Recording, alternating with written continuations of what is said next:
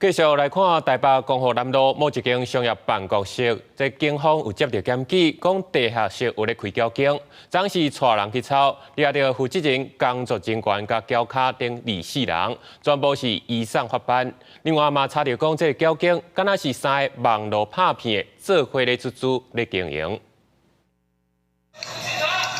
警方伫暗时突入这间商业办公室，现场有真侪人，拢坐伫咧镜桌顶头耍地酒扑克。不过，警方调查，这个交警涉及到非法盈利，现场有若是有10几位交客算到一半被查到。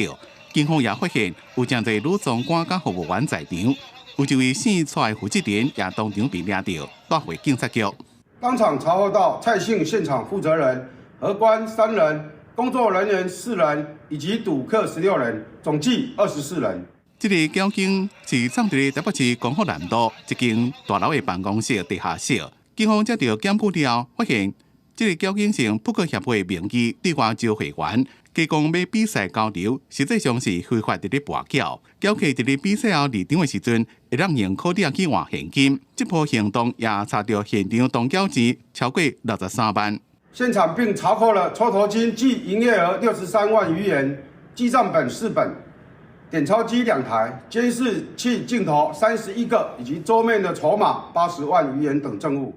警方调查发现，交场的负责人敢若是由3位扑克牌选手一个 YouTuber 共同出钱来经营，包括小六、艾伦扑克一个 IC Charlie， 不过伫新闻播出进前也无联络到。这回被抓的24人将会依照赌博甲涉违法等罪嫌侦办。